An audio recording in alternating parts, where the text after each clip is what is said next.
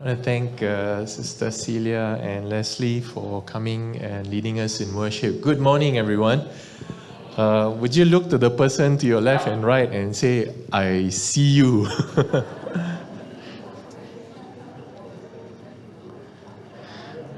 It would be even better if you refer to them by their name.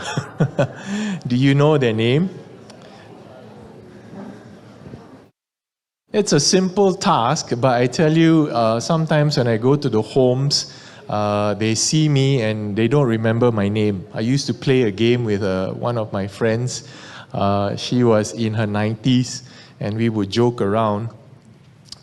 She tried to remember my name. This was when I was at Penang Trinity with Sister Gauri. So I go there, do you remember who I am? And she would look at me and say, Pastor. Yes, I said, Pastor what, And then she would cycle through. Eventually, she would approach the name Donald. And I said, close enough, it's Ronald. Ah, yes, Ronald Reagan. So at 90 years, she was able to remember certain things. She couldn't remember her birthday and her age. So she was in her 90s, and when we asked her, how old do you think you are? She said, I think I'm 70. I said, good enough. She's passed on, gone to the Lord, but she was one of the people who reminded me that things that are secured when they're young stay with you for a very, very long time. And I say this because one of her favorite psalms was Psalm 23, and she would recite it by heart. She would recite the King James Version. And we would take out our app and we would read it along with her, because hers is King James Version. The Lord is my shepherd, I shall not be in want. And these things are common to her. Psalm 23, the Lord's Prayer, and I'm trying to recall, trust in the Lord with all your heart, and lean not on your own understanding. In all your ways acknowledge Him, and He will direct the path. So an entire life that was devoted to keeping the word in her heart, which she remembered, which was amazing because she couldn't remember her children's names. She couldn't remember a number of things. But then occasionally you would say, would you like to sing a song? I say, I don't remember many songs. Then you start singing, Great is Thy Faithfulness, and she'll join you and sing. So there were parts of her memory which she could remember, certain parts that she couldn't. I'm going to share a very short devotion, maybe about 3 minutes, to center our thoughts on some things. And I'm taking a passage from Ecclesiastes chapter 12, verses 1 to 3. By the way, for those of you who are new to our church, welcome to our church. I bid you a warm welcome. We realize that not everyone is from Wesley Penang or Trinity Penang. We have a number from other churches. My name is Ronald. I'm the pastor in charge here. And I have an associate, Pastor Andrew. I'm not sure whether he's... yes, Andrew is at the back there. So if ever you need to find out about what's happening or who are the pastors, so I'm one. Andrew is the other pastor. He's at the back there. The other important thing that everybody wants to know when they come to Wesley Penang is, where's the toilet? The toilet, when you go outside, is immediately outside. You head towards the other end, it's on the left. So anytime you need to take a toilet break, by all means, just make your way outside there. There's a tea break later on, and water, and so forth. And if you need to make any inquiries, do feel free to ask at any point in time. Anyway, back to Ecclesiastes chapter 12. Ecclesiastes is supposed to be a passage written by King Solomon, who is known or referred to here as the preacher or the teacher. But he's cynical, to some extent sarcastic, and he began right at the beginning in Ecclesiastes saying, Havel Havalim. Havel Havalim means meaningless, meaningless, utterly meaningless. So Solomon, in all his wisdom, had come to a point in his life where he had enjoyed all things, he had encountered all things, all the good things He had many wives, he had much property, and he had come to a point where he was saying, meaningless, utterly meaningless. It's like a chasing after the wind. You might wonder whether he's reached a point of depression or a point of cynicism in his life. So chapter 12 is the end. So he had 12 chapters where he wrote about his philosophies and how he'd reached a certain cynicism in his life. And chapter 12, he says in verse 1, remember your Creator in the days of your youth, before the days of trouble come, and the years approach when you will say, I find no pleasure in them. Before the sun and the light and the moon and the stars grow dark, and the clouds return after the rain, when the keepers of the house tremble and the strong men stoop, when the grinders cease because they are few, and those looking through the windows grow dim. Now, this is actually ancient Near East literature to describe aging. The keepers of the house tremble are really referring to teeth. The teeth are few, right? When strong men stoop, right? As you grow older, you see them stooping. And the grinder sees the teeth no more, cannot chew anymore, because they are few, and those looking through the windows grow dim. Glaucoma, they can't see very well. Okay, and so if you read the entire chapter, he's describing aging. Right. Verse 6, remember him before the silver cord is severed and the golden bowl is broken, before the pitcher is shattered at the spring and the wheel broken at the well, and the dust returns to the ground it came from, and the spirit returns to God who gave it. Meaningless, meaningless, says the teacher. Everything is meaningless. Havel, havelim, havel, havelim. That's how he refers to his life.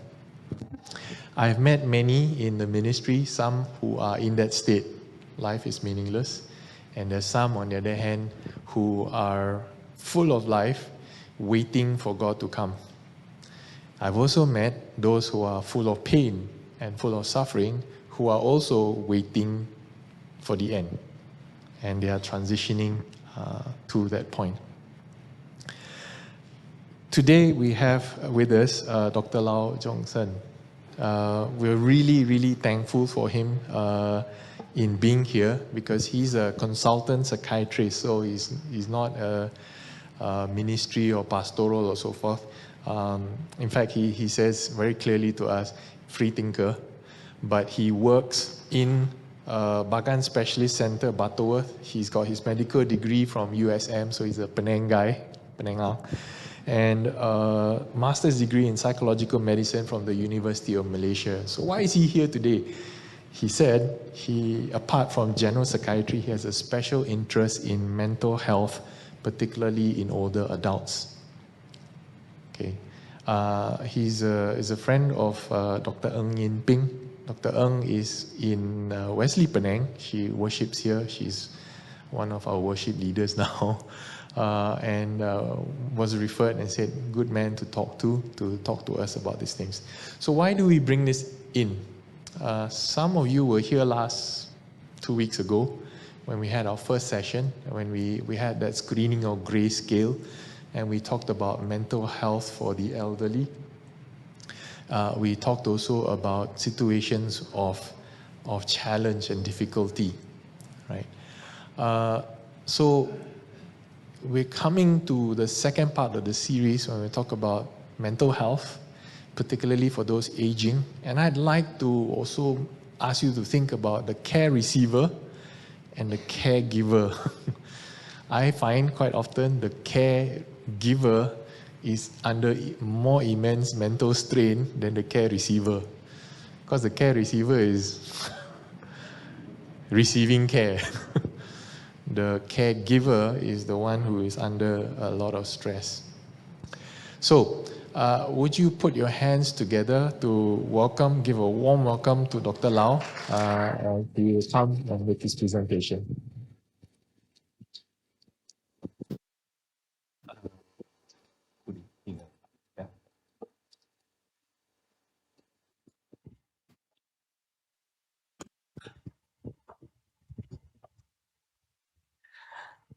Hello, everyone. A very good morning to everyone.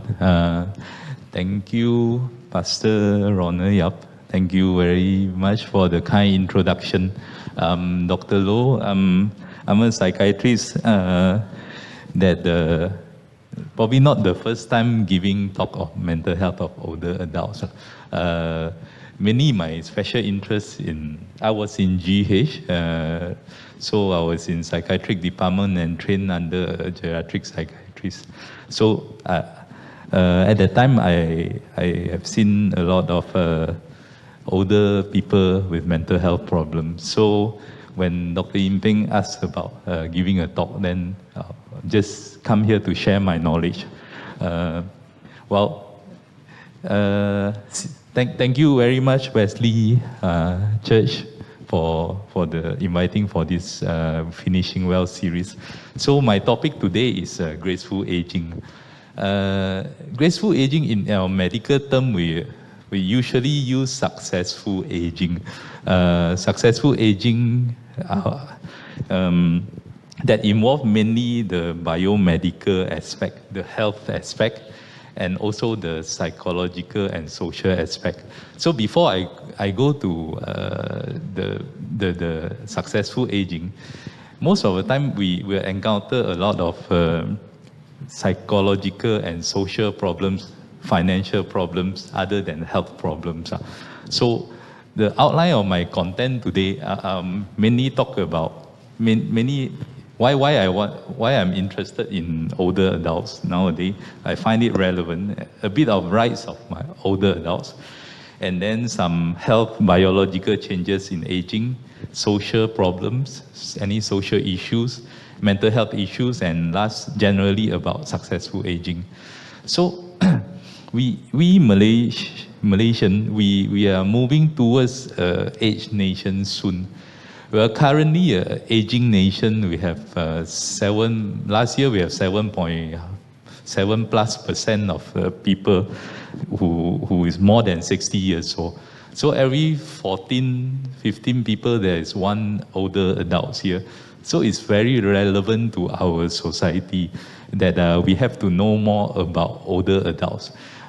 Because most of us, if we are not in older adults, we must have taken care of our older family members. And this aging actually increased in a rapid rate over the past. You can see that in the past, it's just increased steadily, linear. After 2015, there's increased a lot. So there are a lot of factors. People live longer, lower birth rates. All this has increased a lot of older populations in our world. So we are turning into aged nation soon, postulated around 2030, around 15%. So every 7 people will see an older person in our community. Well, in Singapore, our neighbor country, we have around 16-17%. Now we are in 7%. Well, in fact, I try to find it's even more relevant to us, our Chinese community, from the statistical department. We actually, last year, we have 15% people. So we are actually, Chinese community itself is already an aged nation. So we are somewhere there. So we are about same like Singapore. Now, Singapore, they have a lot of age-friendly policy that is ongoing, the action plan. And Penang, I think Penang government is doing one survey on age-friendly city, trying to come up with action plan on this. So it's very relevant to us now. So a bit of introduction. After that, this is the rights of older adults. Before I go into social issues and way of overcoming in mental health issues, we have to know our rights. Okay. So an elder person actually have the right to be independent. Independence in terms of healthcare, in terms of basic needs, independence to go for healthcare, work, education, and the last thing is most important is aging at place, which is to live as long as possible at own house. This is very important because it's you have to respect that, and participate in all the community activities or anything that like care, self-fulfillment, and dignity. Why they need to stress again on all this? So mainly is because this is the right of everyone, right? It's not just about elder person, but we sometimes we forget about this. I think it's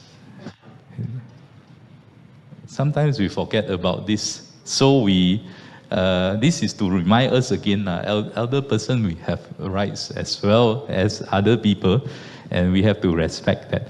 So this is biology of aging. This is just it's sorry for a very wordy slide. So biological of aging is that we sometimes when we started aging at the age of around 20 plus, and 40 plus our brain function actually also slowly deteriorate. So these are all the aging. These are all the aging deterioration. So we start from the heart, lung, kidneys, all this. So this aging process is happening throughout our life, but it's more obvious after the age of 60 years old.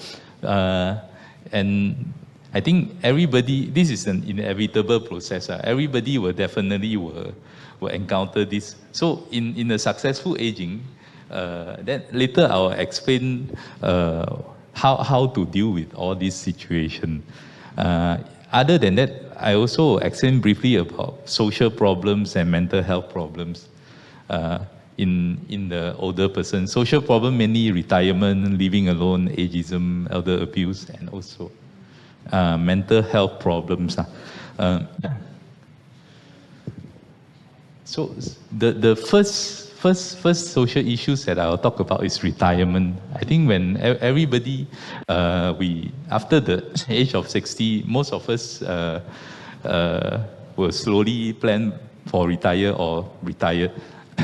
So the retirement is actually defined as leaving the workforce forever and never return back. So most of us, we do it, can happen at any age. But most of the time it's after 60, 65 years old. It's when you started working, you work for a company, you work for many years, you have all your time there, you occupy most of your time there, you have your friends there, relationship, social, you have created some identity for yourself working as a manager there, working as a leader there. So it actually occupied most of your role, your social role there, and also your time, your belief. So once you get into retirement, then there will be a lot of change, social change, psychological change. There will be financial change. So different people will respond differently. So the question that most people the thing is, how much do I need? How much money do I save? So probably the first thing we think of financial. Financial sufficient is very important. But most of the people probably will forget about how their emotional reserve, the psychological and social change. So it's important also to stockpile for emotional reserve. So what do we do when we say that in retirement, the psychological change? Some of the people, they have somehow questioning, after a while, questioning what is the purpose and meaning in life. They probably think of what is the my value now. My value, my purpose has always been in my work. I gain satisfaction all from my work, and all my relationship is work. But after retirement, then probably I don't know what is all this. So these are some emotions that you go through. Some people get excited, feel free, joy, satisfied, optimism. But after a while, probably worried, bored, uneasy, a few users a bit lost or sad. These are common emotion. So it's good to plan before retirement. Retirement planning is always important. Other than financial planning, social and psychological planning also important. Probably who am I?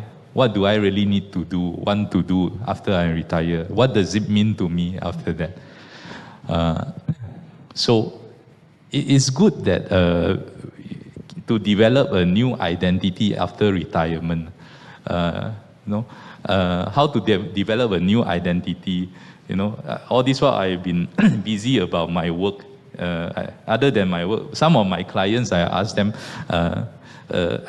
any leisure activity, any hobbies, any value of life that you have? They say, no. After working weekend, just come back, watch movie, or just play with the phones. So most of the time you occupy to your work. Yeah. But if you are about to retire, the 10 years, the last 5 years, you probably need to prepare yourself to find a new identity. If not, suddenly you probably will feel okay for the first few months, 1 year.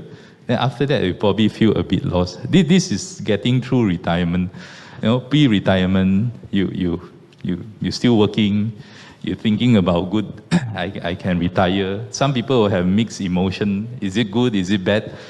And then the big day, people celebrate for you. People congratulate you. People ask about your plans. And then you do certain things that you haven't done in the past. Go for a vacation, everything, honeymoon, all this. Then after that, what? You're a bit lost. What do we do? Disenchantment, a bit disappointed. It's not as good as I think. Then probably you need to redefine. You need to create and have new routines. So it's good to plan ahead before retirement to find that what is your new role, and do something, activities that align with your value of life and purpose. So the strategy for successful retirement is that you have to increase awareness. Some people know about saving for themselves as early as possible for early retirement. Some people only save it. Some people don't save it. So increase awareness as early as possible. Imagine who you want to be after retirement, and implement the lifestyle changes during the last few years before your retirement.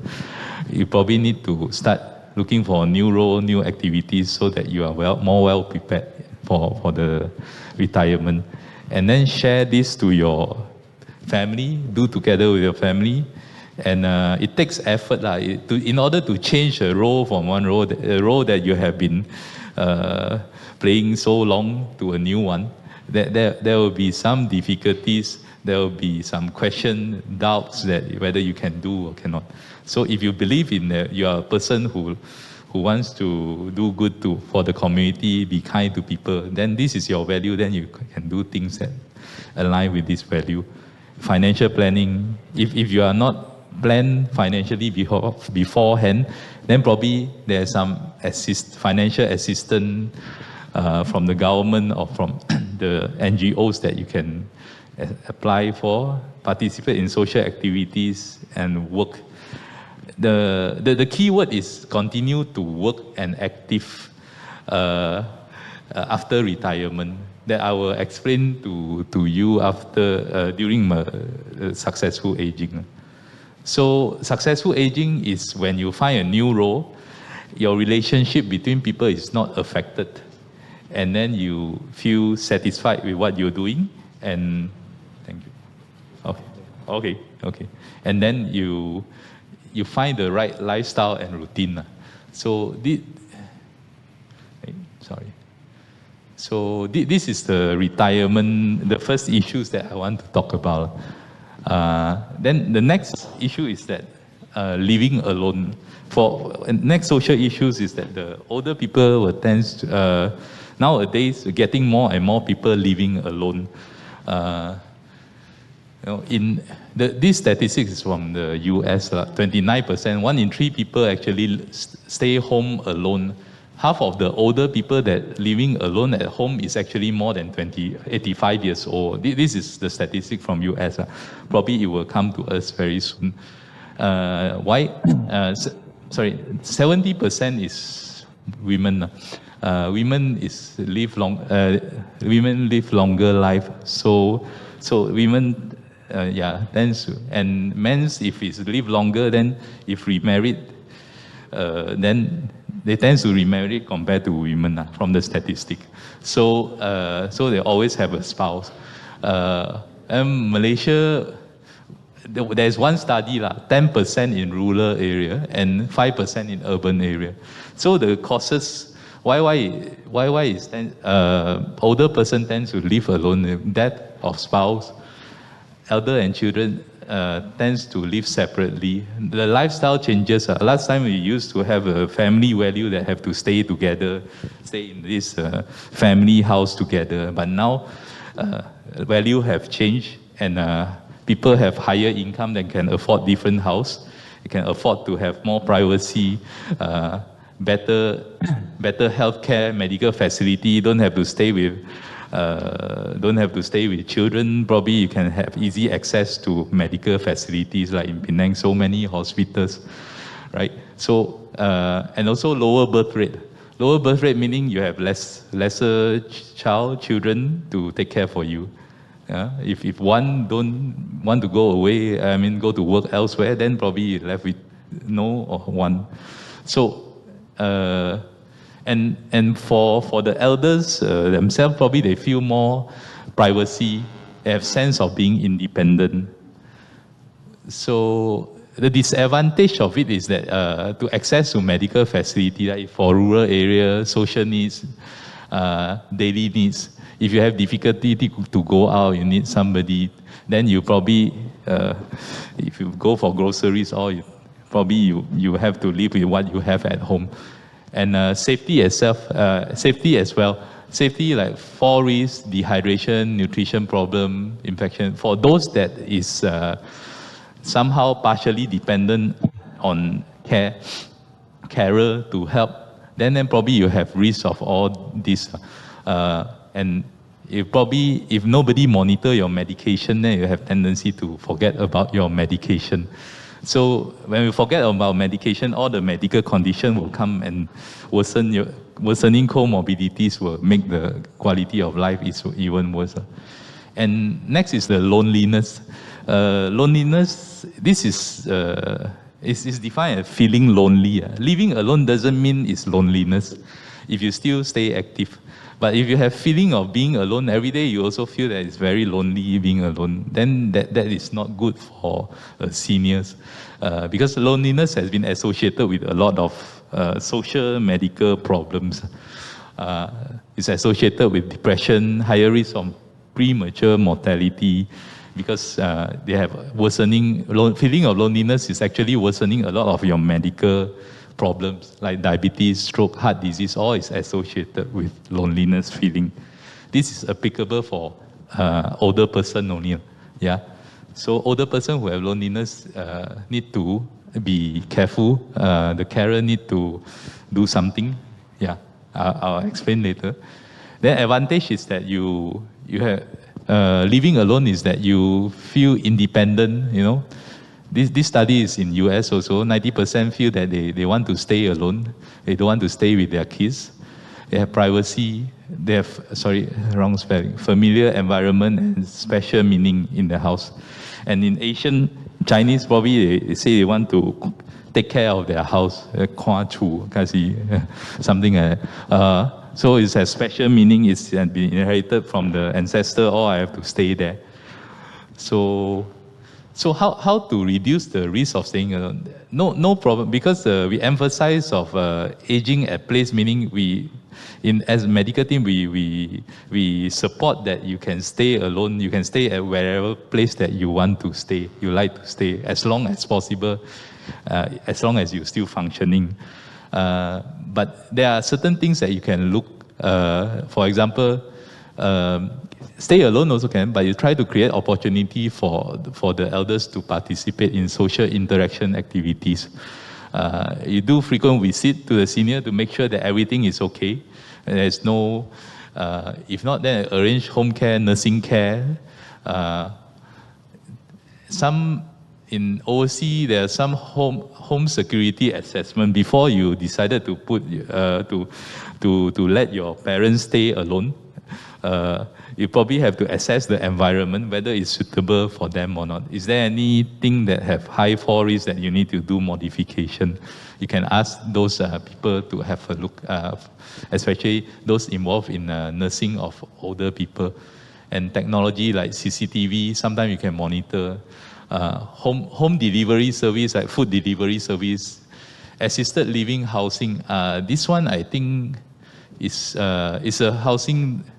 It's not in probably in Penang. There's one the Padang Polo there. Is it? Sorry, there are, what do you call it? It's a collaboration with the Penang government. There's one assisted living home that those people who are worried about staying alone without companion, without any assistant, there's an assisted home there. But I think in overseas there are a lot that you're still independent, just that you want some companion, or there's a lot of home there. Then nursing care, technology. Stay active. I think classes, attend classes, exercise and stay active. Rediscover new hobbies. For example, staying alone in Singapore, the action plan, one of the action plans is develop a lot of community center for elder care.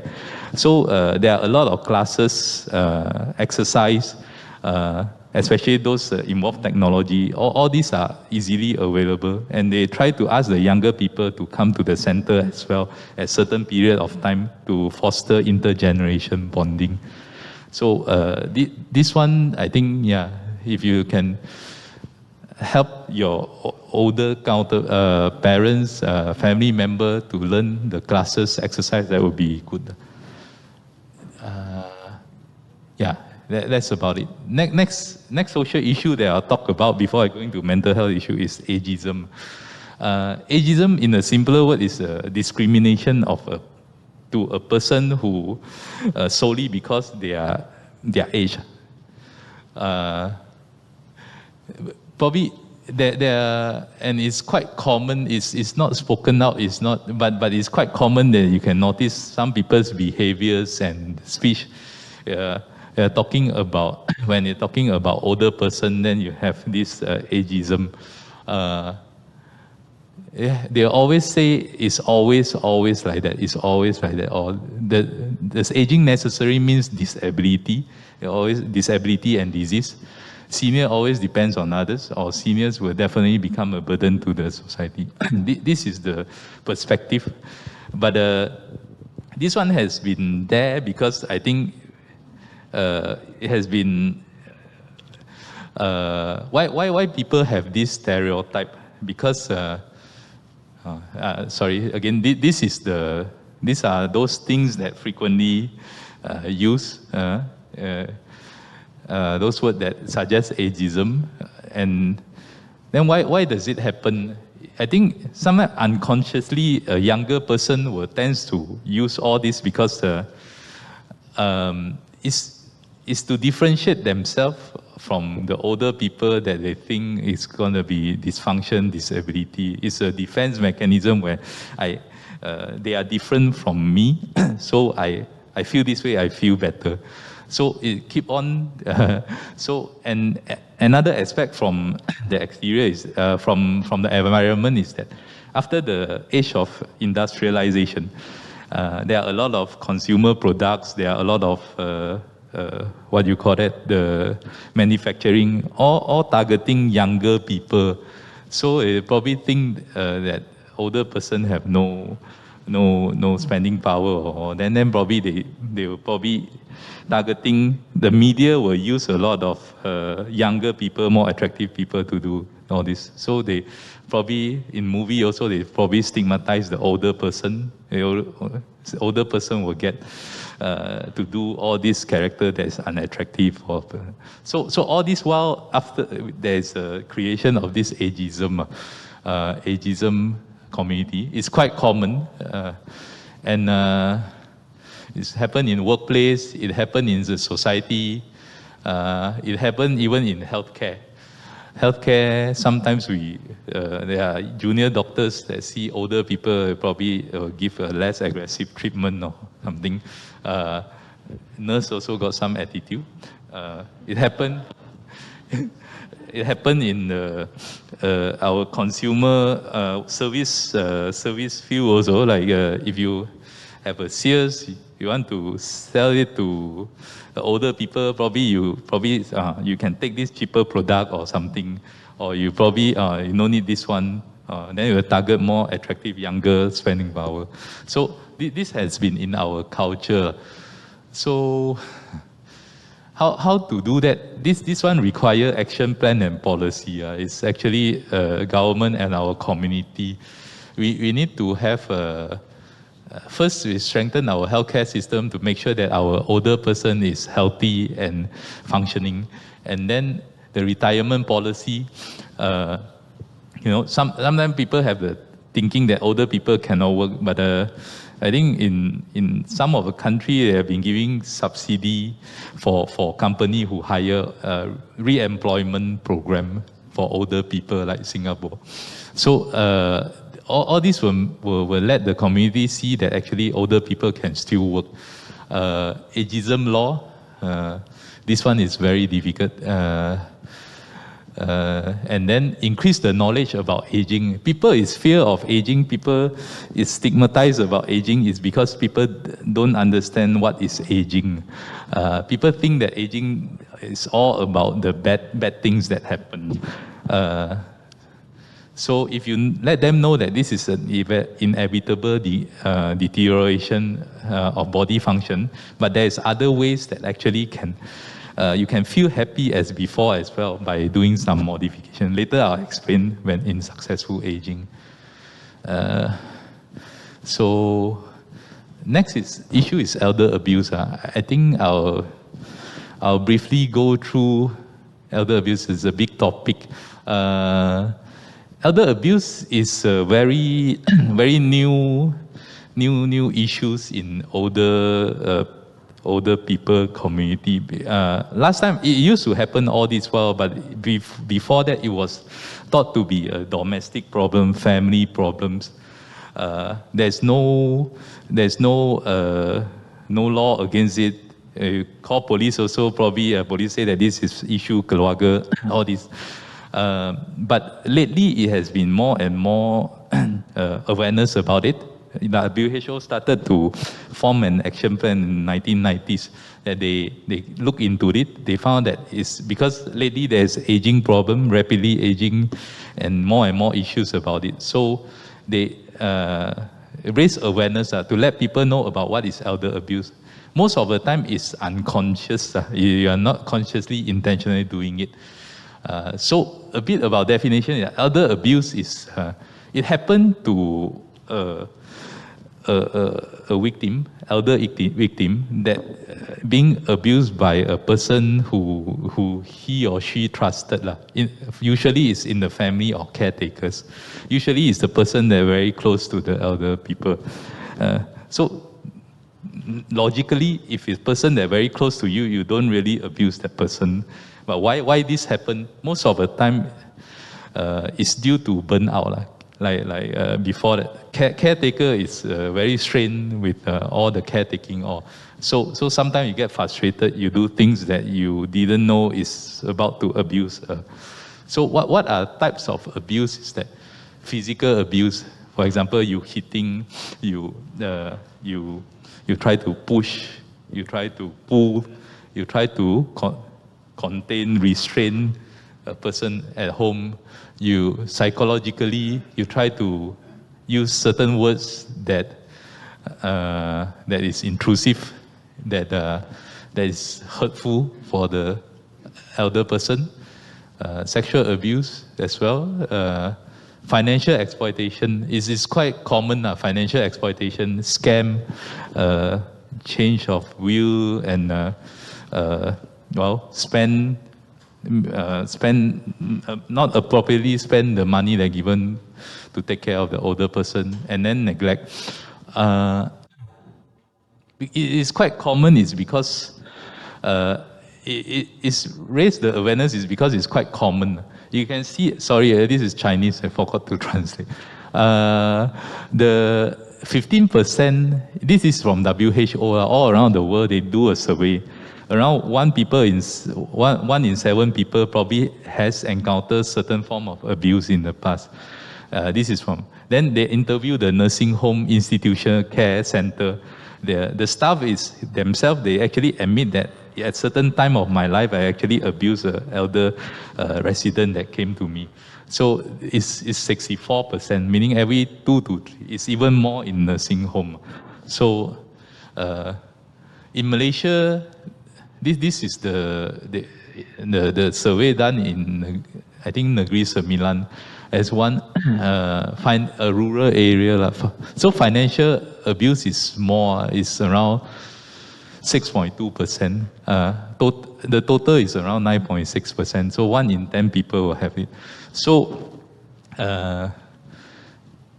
so how to identify? These are the signs. For example, if you have suspect any sign of unexplained injury, fracture then unable to explain. You have psychologically, you see change in behaviors. People is avoiding, when you see the caretaker is avoiding eye contact, the caretaker trying to ask the victim to don't say anything, socially isolated by carers.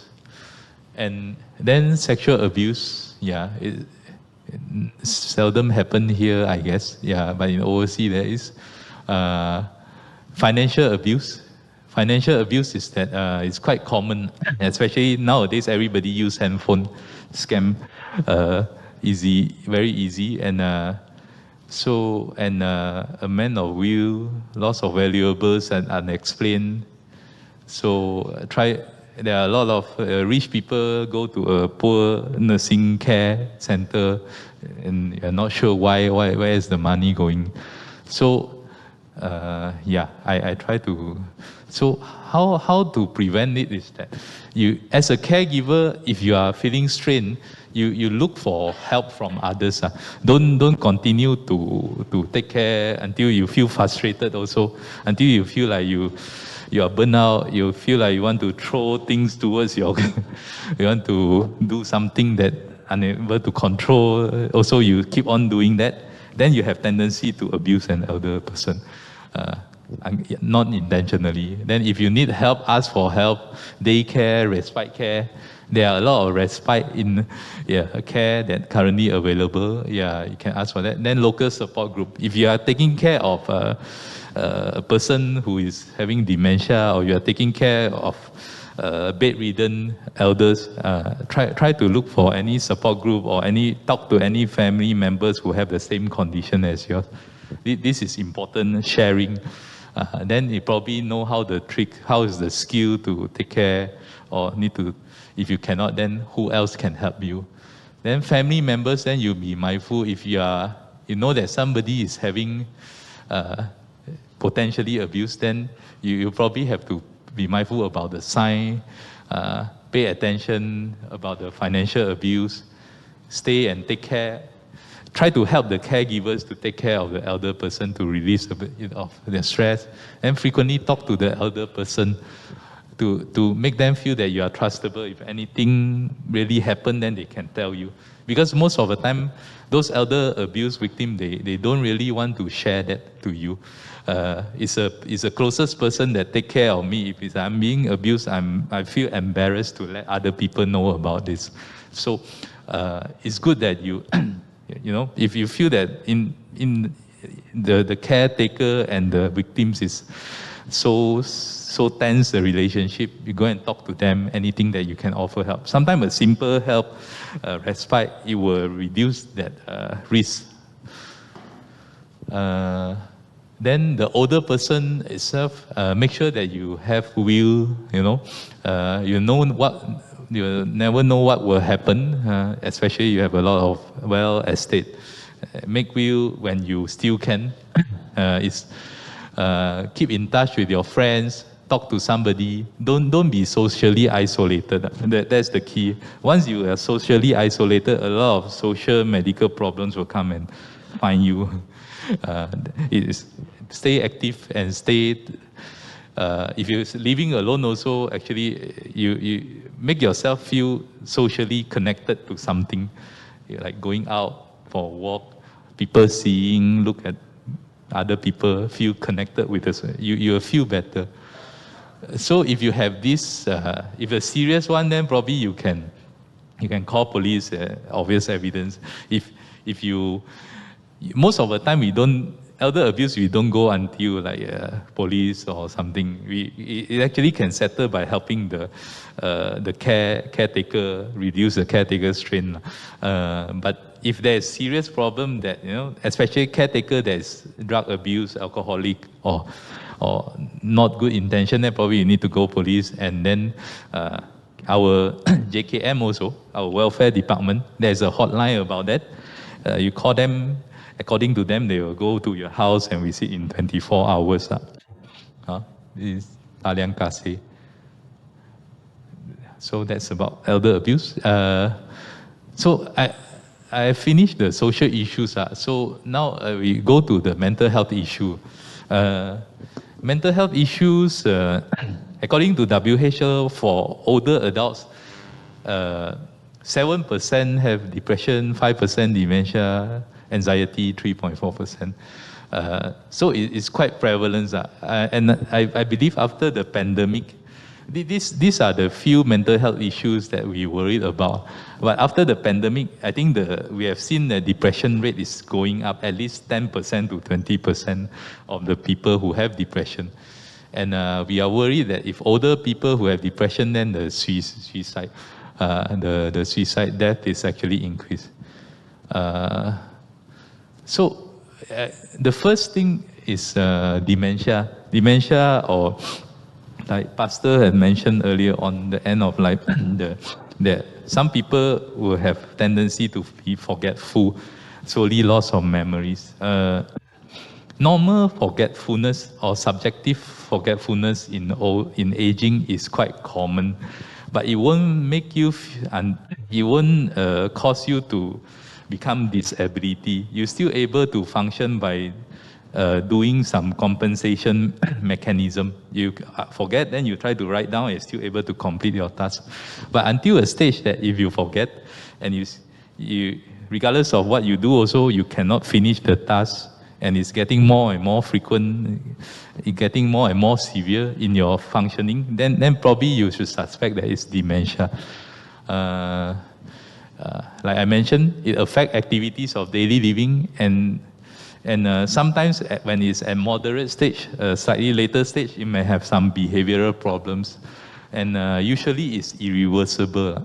So if you follow the medical, your doctors, you have people with dementia in your house, then there are a few stages. Generally, there are 3 stages: early, moderate, and severe. And prevalence, why we talk about this is that dementia is very less prevalence in the younger person, but once you get age 60 years and above, the prevalence start to raise every 5 years. So if you are 60 years and above, the prevalence is around 5+%. Every 5 years, they increase in double. So until 85 years old, probably you have 50%. Every 2 people will have dementia. In a more logical words, is that your brain is aged faster than your body, if you are still healthy. So this is the situation. So in early stage, usually you probably forgetful about certain things. You ask a lot of questions. repetitive questions. And the earliest sign is that usually what we see is that you forget about your medications. When you start forgetting about medications, your follow-up, these are the signs. Then you lost your way home. You're usually able to go to the market walking by yourself, but now you forget how to come back. This probably is the earlier sign. Then at the moderate stage, then probably you have more forgetful about the recent event that just happened this morning or 1 hour ago. You get lost even at your home. You forget about your room, and then in communication difficulties. Usually dementia, degradation of memory start from the earliest one. If you are 70 years old, then probably if as disease progress, you are slowly be forgetful. You will think that I'm at 60 years old. After 1-2 years, you think that I'm at 50 years old. You cannot remember those from 50 to 70 years old. So that's why some people come to me, they will say that forgetful, but they will say, but you still remember the old friend. You still remember that which school that he or she went to. The memory is very okay. But you ask what happened yesterday, you went to a meeting, funeral yesterday, they forget. So those are the things. They tend to forget about recent memory as disease progress. Then the language as well. If you speak 3 languages, you tend to forget about those languages that you are spoken. Your mother tongue will be the last that you forget. And then experience behavioral changes at moderate stage. Sometimes they will have challenging behavior. That there are ways to control them. Communication. Never mind, that one I'll explain later. Inability to persist time and place, difficulty in identifying relatives and friends. These are at moderate stage. Probably they will feel that, hey, you are someone familiar, you are close to me, but I'm unable to tell who are you. So this is still at the moderate stage. They forget about your names, they forget about you are my son, but you are someone that I see every day. Advanced stage then is more usually the more challenging for the caretaker is at the moderate stage. At the mild stage, the earlier on, the early stage, then probably it just needs some partial assistance on and off to remind. But at the moderate stage, then you probably will have to quit your job and put full-time caregivers at the moderate stage. And severe stage as well. Severe stage mostly involve movement.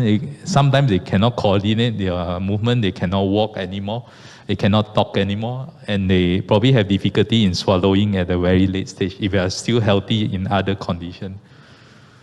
So the most common is this Alzheimer's disease. Sometimes there's mixed with some vascular meaning the stroke, the blood vessel in the brain occluded is a stroke type of dementia. And then Lewy body dementia is Parkinson. Sometimes Parkinson disease can cause dementia also. Frontal temporal lobe, this one is less common and earlier onset. For the treatment, right? So far there is no convincing treatment that can reverse the situation. But when it comes to see doctor, usually the doctor will tell you that to come early detection is the key. Why early detection is that if you are still at a very mild stage, you are still functioning in certain aspect of your life, then if you start to take treatment, that will slow down the progression. So the principle of treatment is that we want to maintain you as long as possible at your mild stage so that you have quality of life. You achieve more quality of life rather than deteriorate faster and subsequently you have lost your quality of life. You are dependent on other people. So one way, this is for the person with dementia. Early diagnosis is important. Other than that, important for preparation as well. For the caregivers to understand the real situation, the cause of the illness, how long you have to do this, and each time, every year there's different progress in dementia. Probably you will see this in these 3 months, next 3 months there are different different things. The forgetfulness were different. There's different behaviors as well. So you need to prepare the caregivers for that. And then if you are at the early stage, then the financial management, you have to make some preparation, will, all this. We will explain about that. Medication is mainly to buy time. To buy time, delay the progress. For example, you take medication, dementia, 8 years to 10 years, suppose the whole progress from very mild to the end stage of the severe. You probably will, you take medication, each year you will buy you another extra 2 months before you progress to the next stage. So that's the principle of treatment if medication is suitable for you. So is there any prevention? If a dementia onset, you have a family members who is 60 years, onset is below 60 years old, then it's strong genetic predisposition. Then you have to do a genetic test to see whether it runs in the family. But if you're 60 years and above, usually it's due to either Alzheimer's disease or the stroke, the vascular changes. From this big study that actually they have done, 60% they find no risk. We are not sure what is a risk factor, but 40% of the time you can see that if you have higher education at your earlier life, then you probably have lesser risk of dementia. Then the middle cluster here is actually the middle age. If you're having hearing impairment since the middle age, 30s, 40s, have brain injury, you have hypertension that is not well controlled, you have alcoholic problem, obese, then you have tendency to later on develop dementia. If you are already at your elder age and you have some memory problem, then all this smoking, depression, feeling of loneliness, sedentary, diabetes, air pollution will worsen the dementia. So these are the things to avoid if possible. And lastly, anything good for the heart will be good for the brain. So if you have modified your lifestyle, diet to something that good for your heart or the vessels, it will be good for your brain as well. Then next is depression. Depression is very prevalent now. We are not afraid of dementia now, actually, we are afraid of depression. Now, depression is getting more and more in our community. I mean, during the pandemic and slightly after. But depression doesn't mean that all the older person that is aging memang will have some depressive feeling. But doesn't mean that depression is a must in aging. If you are persistently depressed, you cannot do what you can do before, then it suggests something that is whether it's the disease itself that makes you feel like that. So, and another thing that we worry is that the suicide. As I mentioned, if you're severely depressed, if anyone in the family that have suicidal ideation, in older person is more dangerous than a younger person. Because in older person, in general population, every 200 suicide attempt, it will end up in one that we lost their life, complete suicide. But in older people, every 4 attempts, we will lose one elder person. So it meaning that once the older person say about suicide or start attempt about suicide, it's a very serious that he or she wants to die. So this is you have to be careful and seek treatment earlier. It's preventable and irreversible if you treatment. So especially men that living alone is higher risk. So why? Actually, older person, you have more resilient to adversity, life events because you have gone through a lot. But just that sometimes there are more life events that happen during the aging when elderly. So probably you can't cope with that. Another thing is that there's more biological degradation in the brain. So if you have more medical problem that affecting the brain, the emotional reserve that you have, the emotional center there, then probably you have higher risk of getting depression. The common symptoms is that in older person, in younger person, depression, probably you feel depressed mood, you're unable to feel happy. Things that used to make you feel happy, you can't feel it anymore. But for older person, they don't come to you and say that they are not happy. Most of the time they go to see doctors, they have pain, aches everywhere, and they feel restless. they keep on thinking about their pain and aches, that they cannot sleep. A lot of negative thoughts ruminate. They're afraid that they will have heart attack tomorrow, or they're afraid to have this. But the doctor say, oh, okay, no problem. So ended up everything, no treatment, then they take depression treatment, then they became better, the somatic complaints there. If you explore further, then probably a few months ago, there's the spouse passed away, best friend passed away, or had COVID admission, or all these life event. Then if not, then they probably will have presented to you with the memory problems.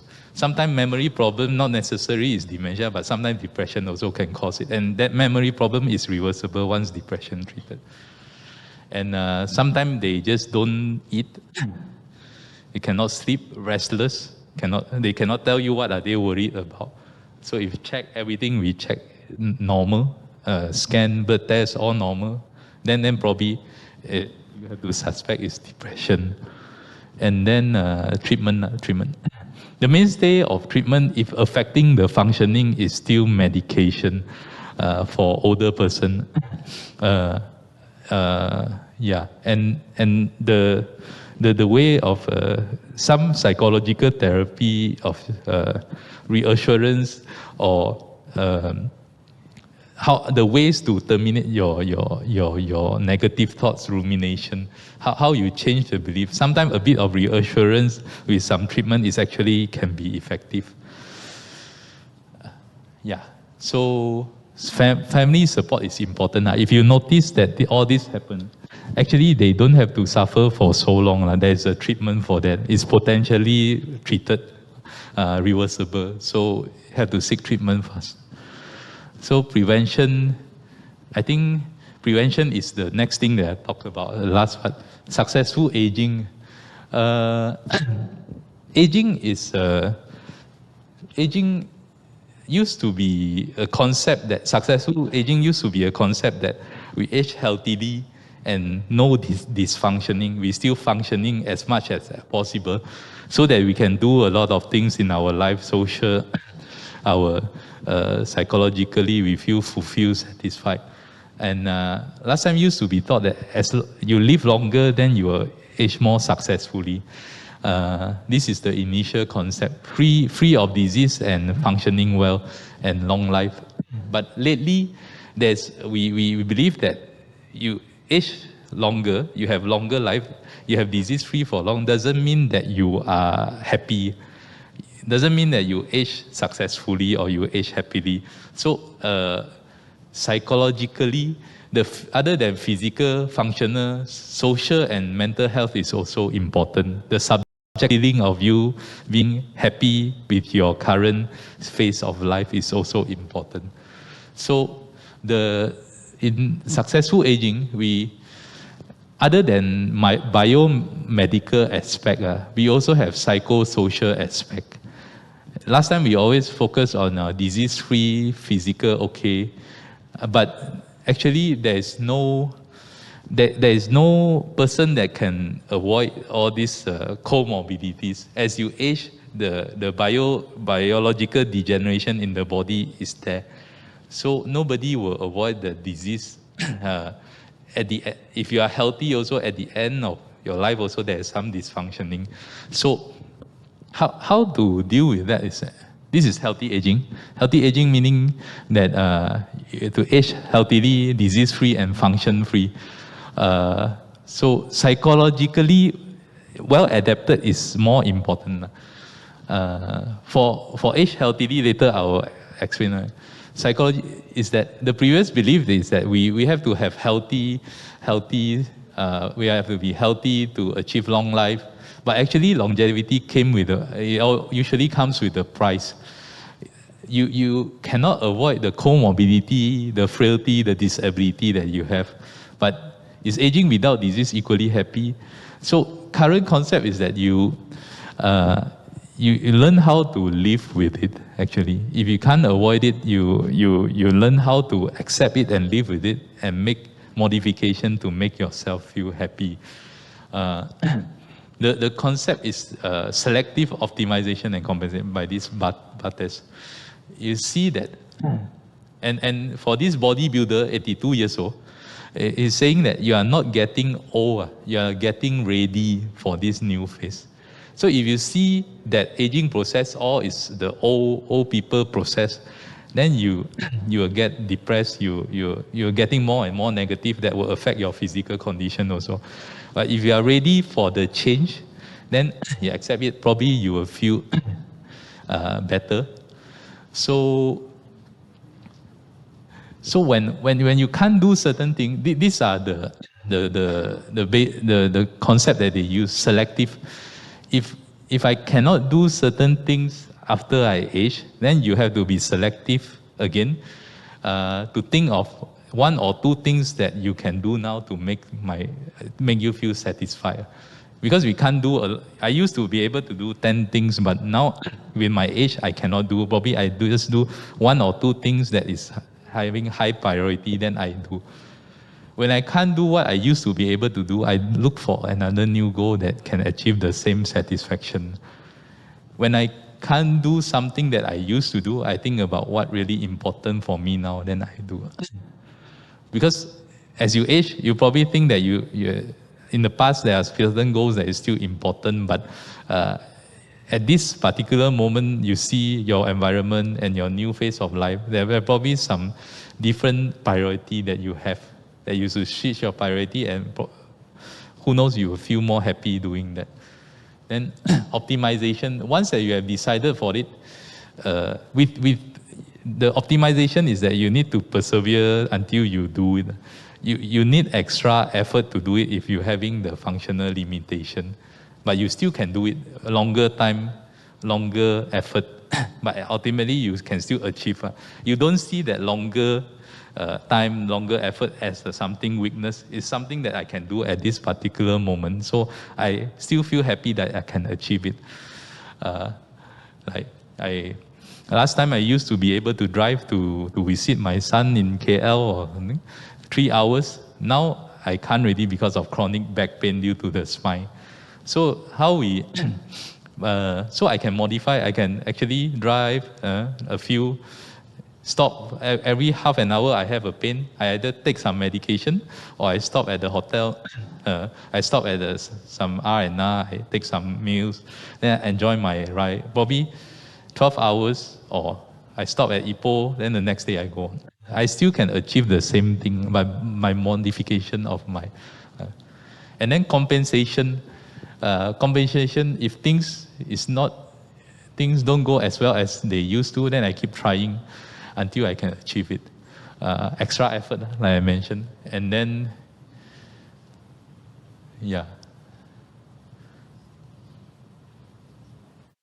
So it's all these concepts that I mentioned. Yeah. It's well adapted. You have to accept it and embrace it. Okay. Then next is to remain last few slides already. To remain physical healthy is also important. Cognitive also important. Your cognitive meaning your memory function, your planning. Do whatever things that you like to do that involve planning, that involve a task that you still feel happy to do, just go on and do only. Anything that not necessarily need a crossword puzzle or anything like gardening, cooking, all this can still preserve your brain function if you're still stimulating, like our previous Prime Minister, Dr. Mahathir. He can still become a Prime Minister at 90s, so you know that the stimulation of brain is very important. He reads a lot. So although the language is slow a bit, but he still read a lot that can keep his brain active. Physical capacity. Physical capacity is that, another thing is that other than brain, your muscle function, the muscle shrinking, muscle atrophy is very important. Keep yourself healthy by eating more proteins to remain your muscle okay. Then don't get yourself sick, get yourself checked by doctors most of the time so that avoid admission to hospital. Once you get admitted to hospital, if you can't walk for 10 days, 14 days, stay on the bed, you might lose your ability to walk because the muscle shrinkage in elderly is very fast.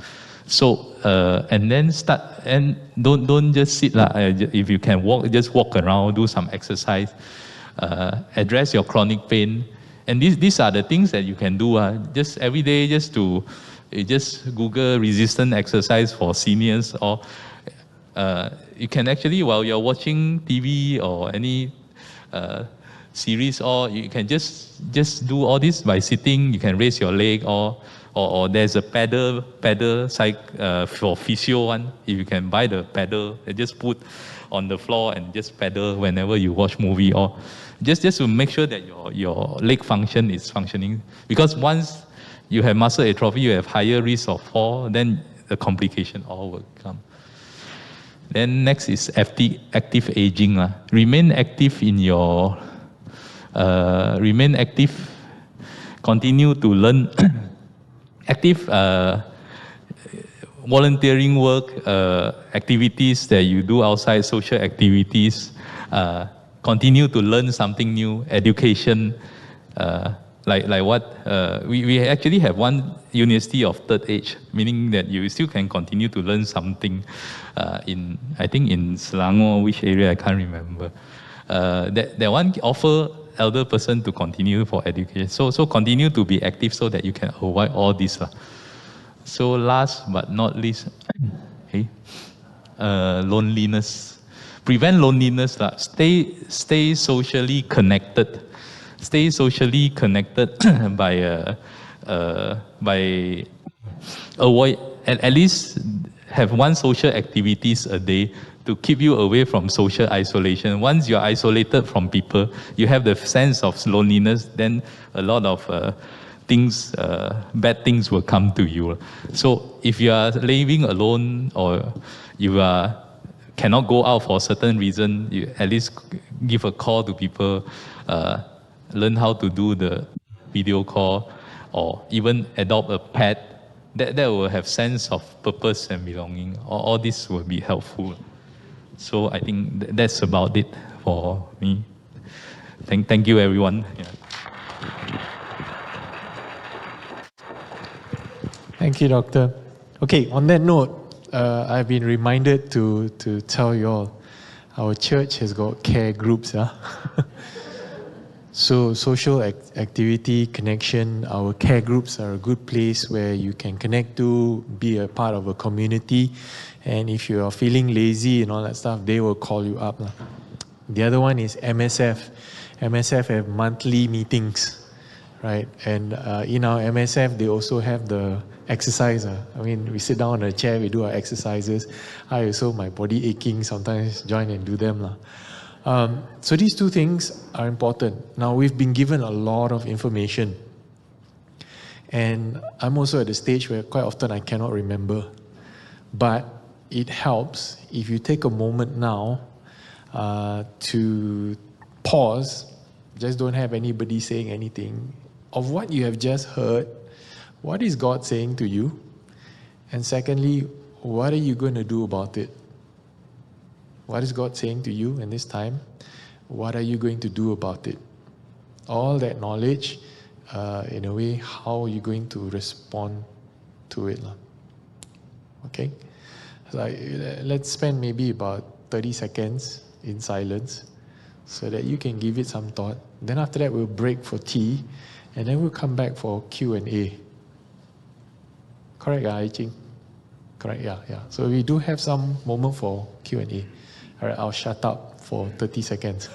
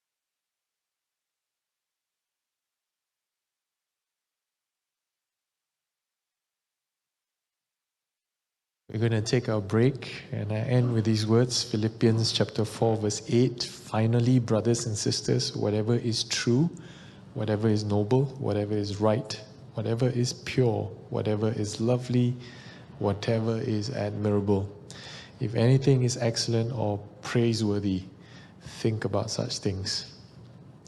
Let me close in a prayer, giving thanks for our break. Let's pray.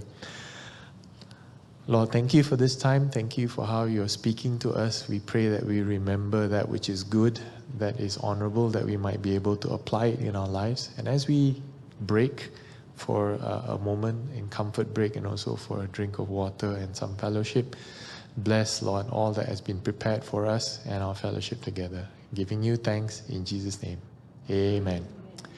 Okay, how long's our break? Okay, 11:40.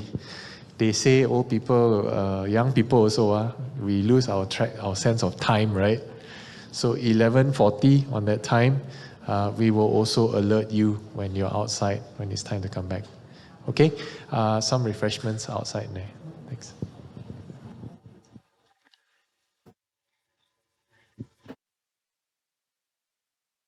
Right, we come to a time of Q&A, question and answer. We have two mics. One is with Dr. Ong. The other mic will be moving around.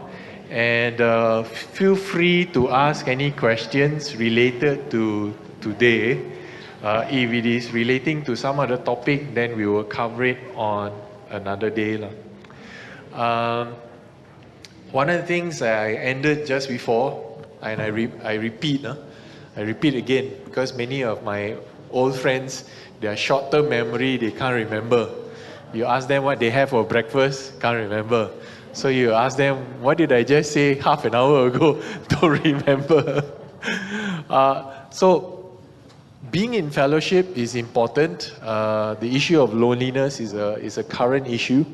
And I told Dr. On just now, two things I would like to touch on. One is on grieving, and the other one is on seeking professional help. Okay?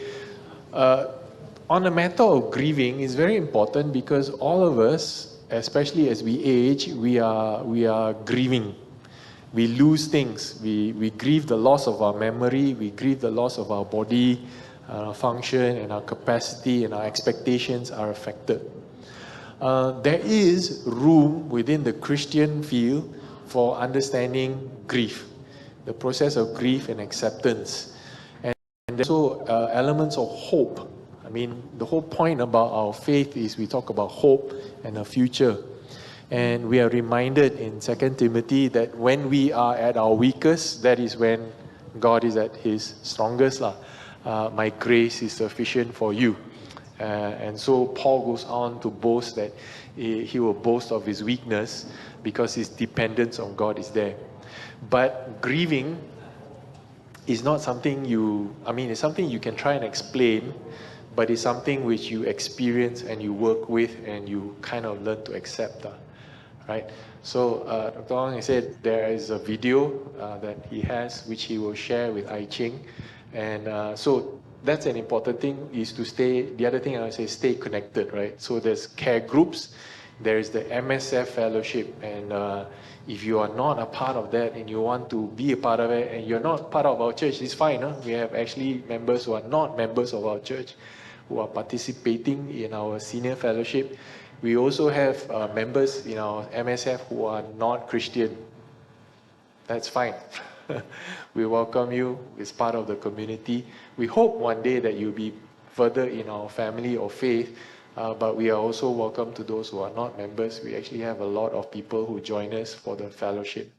So be part of that. So first one I mentioned, this grieving process, best to do it in a community. So join a care group, join MSF, be part of a community.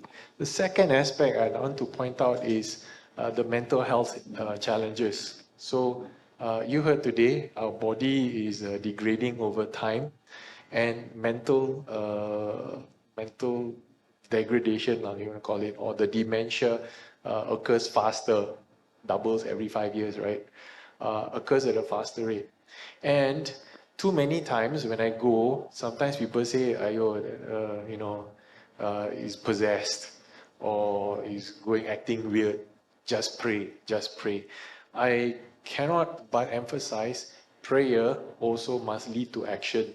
So we pray alongside, but you still need to go and get professional help, some of which may require prescription. So if there is a chemical effect that's going on, or there are particular issues in mental health that need to be addressed, we want to deal with that wellness by actually getting good professional help. So apart from talking to the pastor, the care group leaders and all stuff, do not be afraid to talk to healthcare professionals who can advise and prescribe medication. Dr. Ong also has got some examples of how these things have changed. You want to say anything, or you want to open for questions straight away? It's on. Yeah. Let Pastor go. So that aspect, right? Seeking professional help. Do not have it in a situation only to say that I only just need prayer, and we hope for a miracle. Yes, what if the miracle is that there are medical cures for this that can help, not eradicate, but alleviate and provide better support as time goes along. So for those type of situations, sometimes get that. So these two things, do not be afraid to get help and assistance.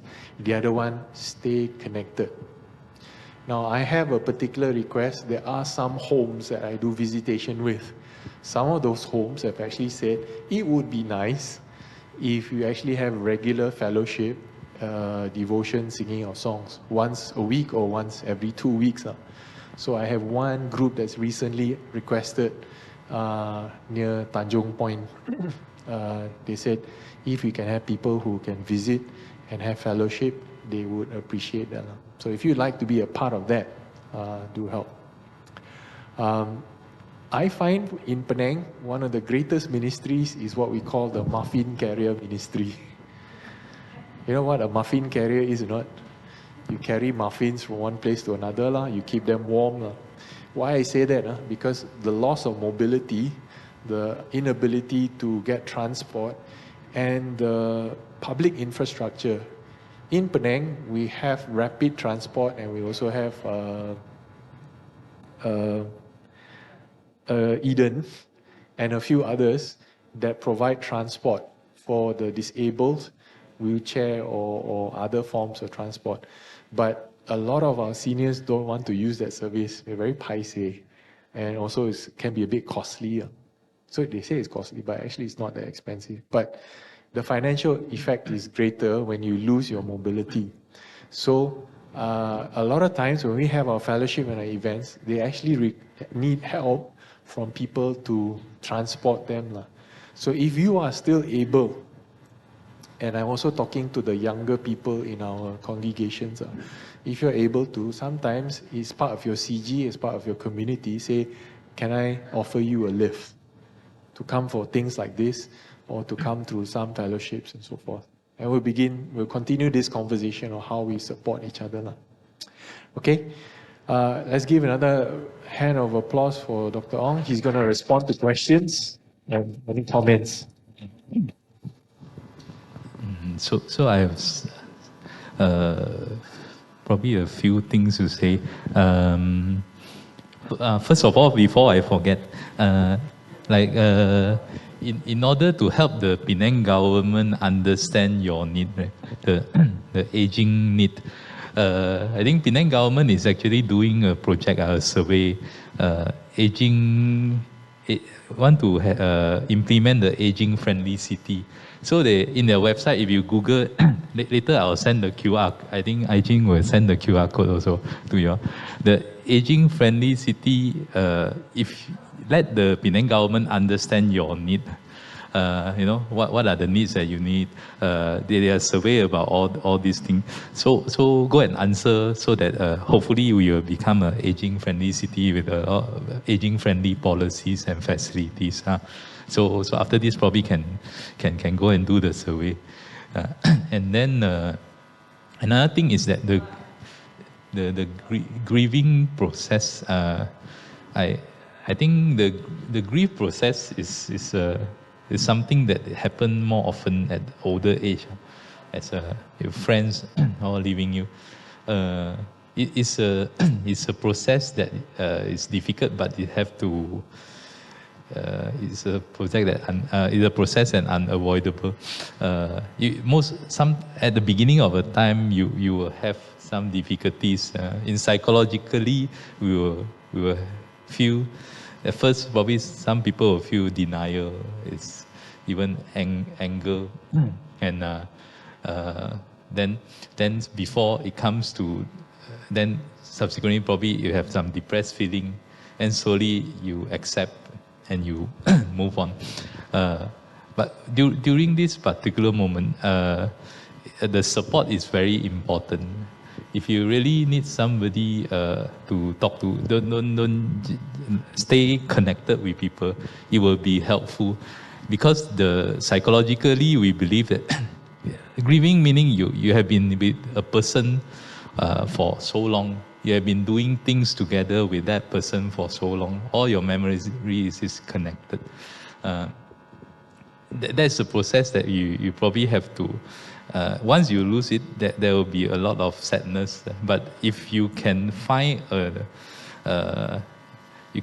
new way of doing those things that you do together, a new life to move on, by sharing, find a new support, it will be easier. So still stay social connected.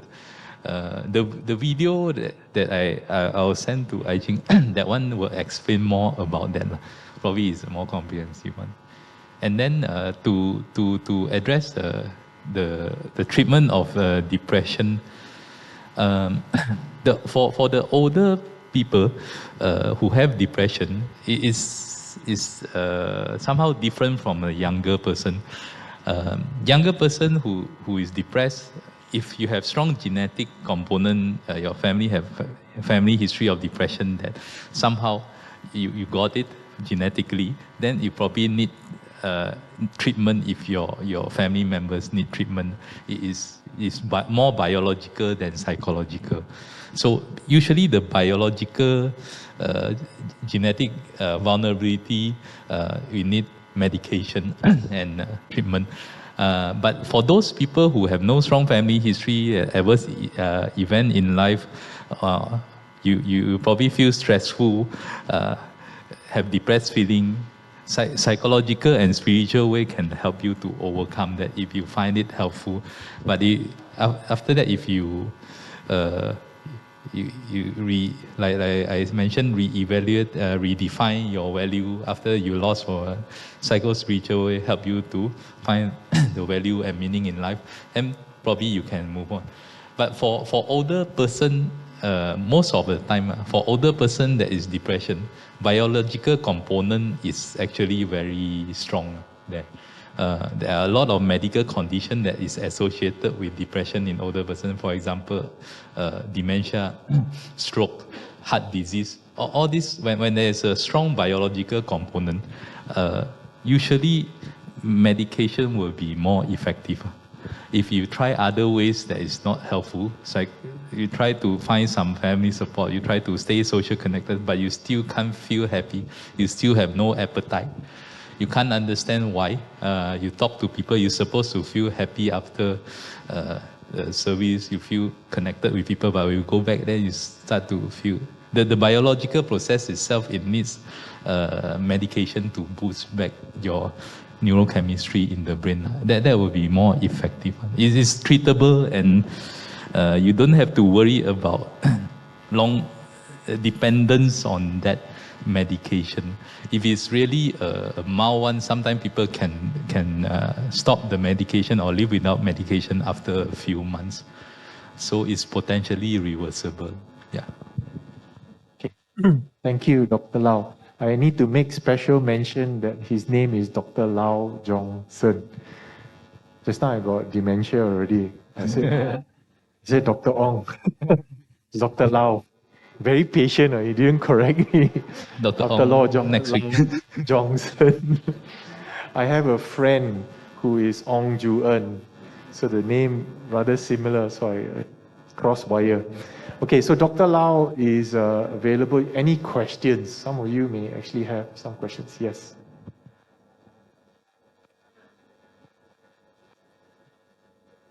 I heard quite a number of people saying that playing mahjong can help to prevent dementia. Is that true? Yeah. Any stimulation program will prevent dementia. Even the evidence is even more when you have when you are at the pre-dementia stage or at the mild dementia stage. These cognitive stimulation activities actually help to slightly improve your memory. Improve your memory or probably delay the progress. There is some evidence in that. Stimulation activity, mahjong, or besides mahjong, actually reading. Sometimes we singing. You ask the seniors to read articles. If a person that like to read newspaper, then probably can read.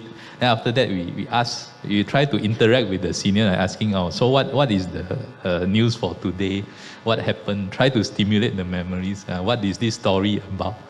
Reading sometimes is helpful. If you like singing also, like classical music, all this, sing helps you to remember the lyrics. All this will be helpful. Crossword puzzles. I just want to add here, MBTS.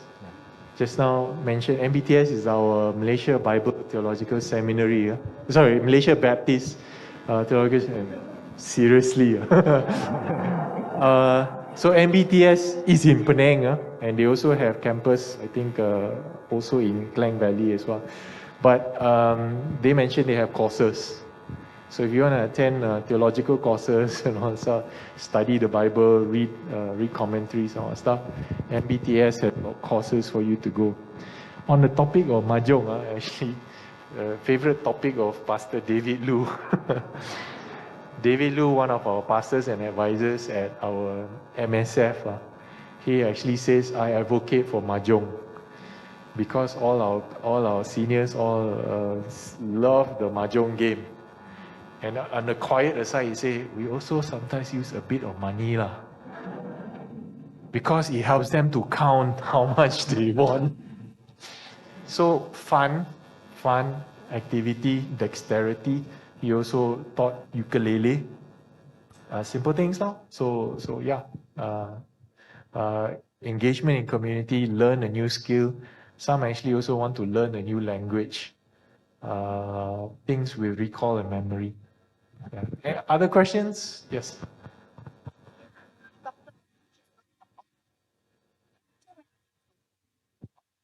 Antidepressant medication, can it cause dementia or any other disease in the long run? It's about antidepressants. Depression itself is untreated, then it will cause dementia. It will cause a lot of things, depression itself, especially in older adults. If depression untreated, you will have no motivation to do take medications, no motivation to go to doctors. All these physical conditions will be affected. Yeah. Prolonged medication. Some of my patients is on medication even until lifelong. my oldest patient, 105 years old, they still on low dose because sometimes depression is not all the most of it can taper off the medication after a while. It's a certain period of time, 6 months to 1 year.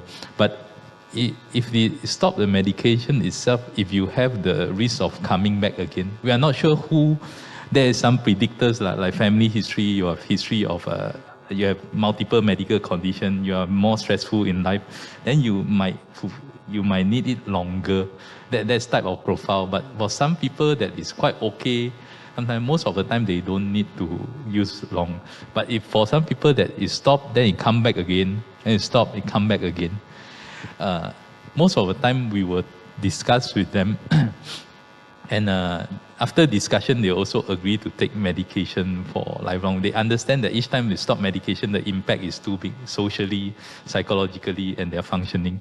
So on lifelong medication, to answer your question, that whether it's caused any side effect, most of the antidepressant nowadays is fairly safe.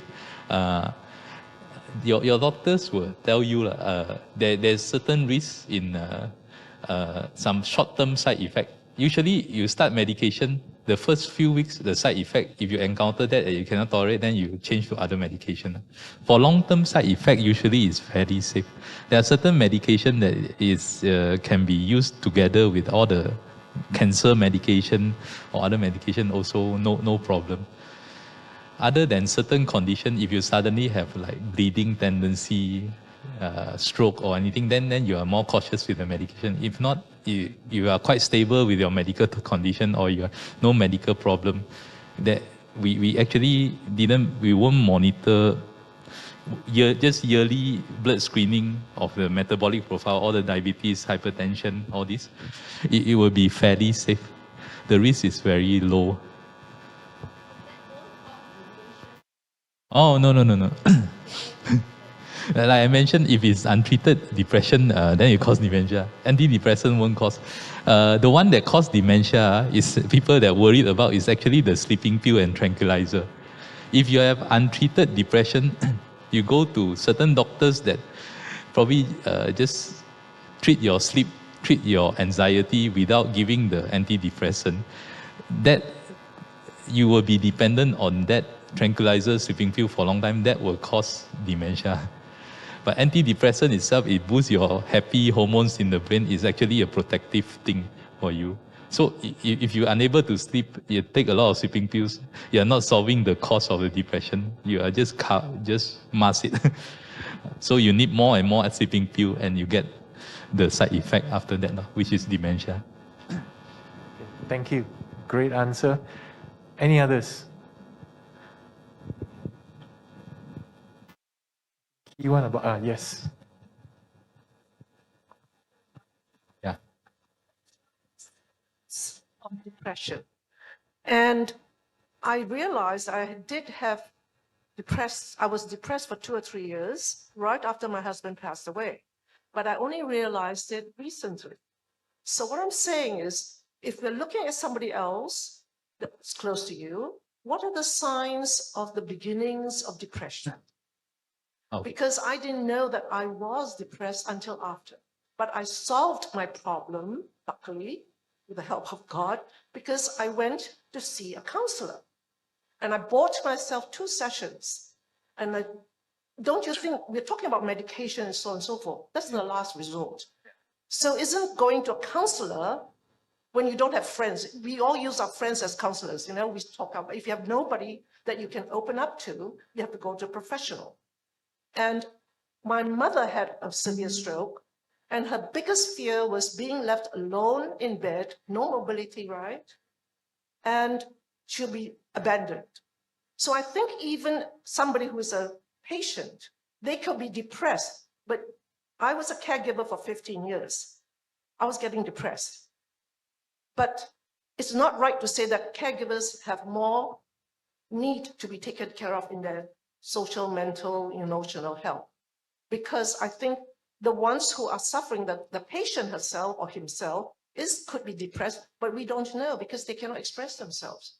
So their questions and their fears are not vocalized, but they could need a counselor as much. So I organized a counselor to see my mom. And she said, my daughters want to send me to a Morsin Lokun. Okay? Because there's a stigma in Asia to say go to Morsin Lokun. So I said, Mom, if you don't want to go, it's $100 an hour. I will take your place because I need one. I'm going to drop off the cliff because I couldn't take the lack of sleep, taking care of it.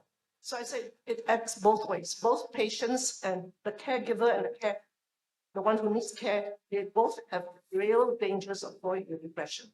Yeah. How do you know the signs? Okay. we have depressed mood once in a while, especially you have a ongoing life event. You are full-time caretaker that you feel stressful. The depressed feeling, usually it will be, you feel depressed, but at the same time your mood is still reactive to your environment. So if you, after you are stressful, if you do something that can used to make you feel happy again, and you're able to feel happy, then it's still a reactive emotion. But if the emotion has been persistently down for for 2 weeks, you can't feel anything, you can't feel the life that you have. It's very dull. You just can't see any hope. Everything is so dark for you. The sense of hopelessness, the sense of what you call it, the sense, you feel that there's no motivation to live on. Like after one of the stress that you mentioned, loss of spouse. Yeah, it's normal to have that depressed feeling, but that if you still persistently have the hopelessness feeling, even you try to do certain things and you feel like you want to persistent guilt feeling that make you feel that you want to follow your spouse and you want to end your life every day. That's the depression that I mentioned, and your mood is no longer reactive. You can't think or make decision that is sound for your daily life. For counselor, if you've gone through that session, if you go for a counselor, we are doing grief work with you, session by session. We're doing supportive psychotherapy, grief work, to walk through the difficulties that you have, the difficult memories that you have, and whether you can reprocess it and have a closure of a better memories so that can move on. So usually at this stage, if depressed, other than feeling hopelessness and wanting to end your life, suicidal thought, you might also have some other biological symptoms, like you have difficulty to sleep at night. That is very persistent until weeks, months, that you can't even get sleep. You might have loss of appetite you cannot explain.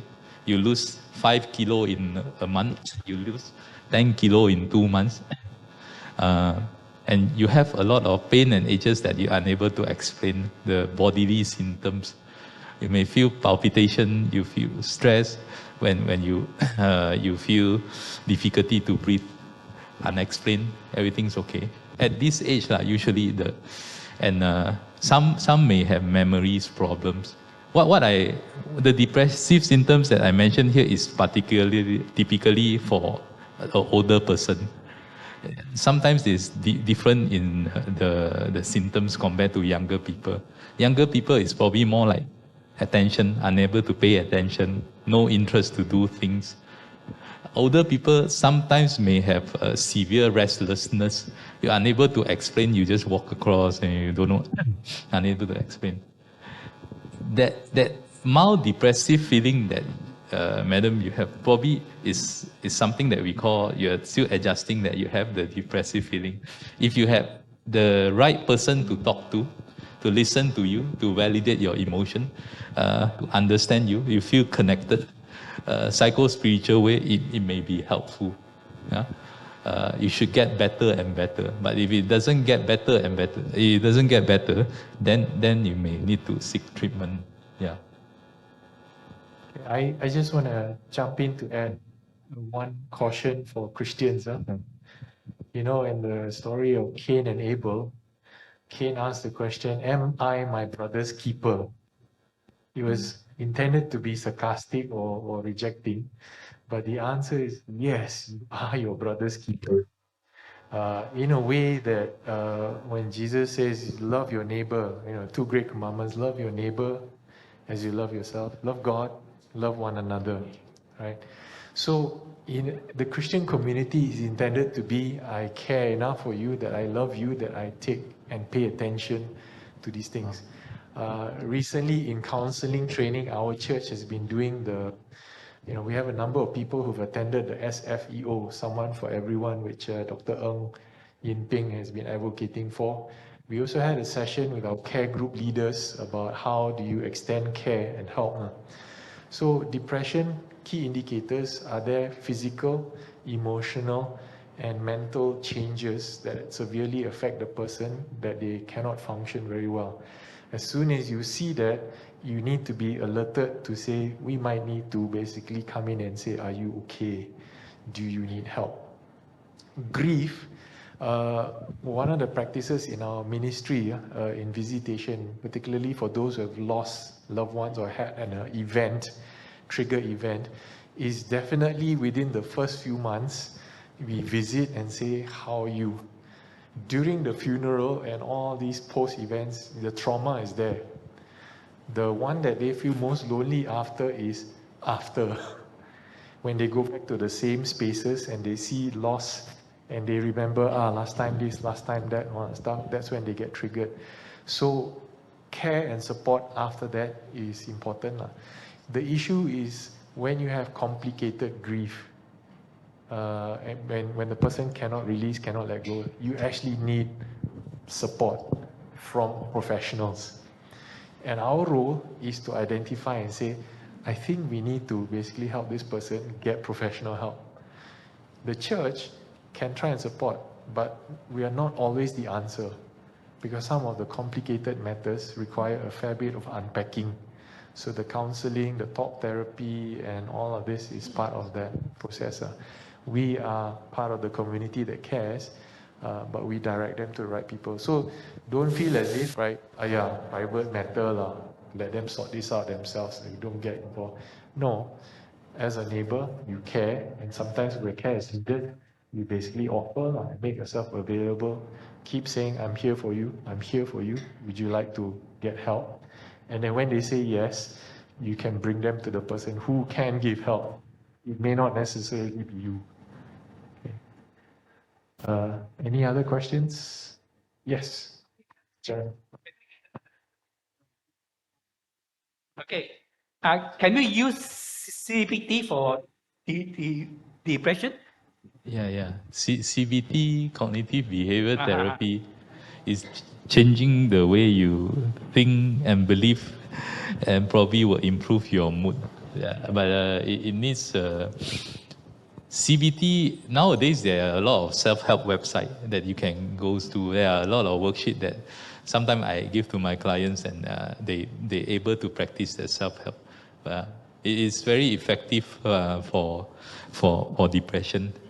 But if you find it not helpful, then you have to go for professional help, a psychologist, counselor, or doctors.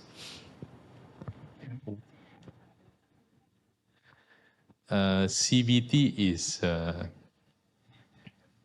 cognitive behavior therapy.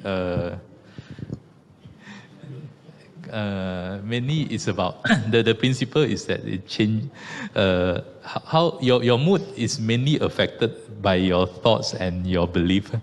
So there are a lot of times when we feel depressed, we feel sad, we are not sure why we are feeling that. It appears very fast that your negative thoughts just come in. But if you constantly be mindful of you constantly mindful about your emotion, you're able to identify that, I feel angry because of this. I feel angry now. But what were I thinking when I'm angry? Is it I'm worried? I'm angry that he doesn't look at me, or doesn't do this, or so you now you identified the thoughts that makes you feel angry, or makes you feel sad. Then probably is there other way that this thought is logical or accurate? If it's not accurate, then you change the thoughts or belief that you might improve your emotions, and subsequently your decision making and your behaviors. So it's basically change thoughts, change emotion, and then you have better behaviors. Cognitive behavior therapy. Yeah. I have a similar example, but for young people right now, they just got their SPM results. So the issue is facts and feelings are not always the same, but we tend to equate the feelings as fact. So one person gets 4 A's, very happy. Another person gets 4 A's, end of the world, I'm going to kill myself. The fact is 4 A's. But the feelings that are attached to it are the thoughts that are relating to 4 A's. So their interpretation of it. So cognitive behavioral therapy helps you to unpack. Why do you think this way? Why do you feel this way? What is all the background stuff that's coming in there? And CBT is one out of many different things. Different people have got approaches. So I'm not a practitioner in this area, so it's always good to get a professional to say, in this case, is this good, or in this case? They will be the ones who advise. And our churches have a few. Dr. Ng got, Trinity has a few, Butterworth also has got some folks who are in this area of work. And they are psychiatrists and they are psychologists, different. Okay? So be aware which one you are referring to. Okay, other questions? Any other questions?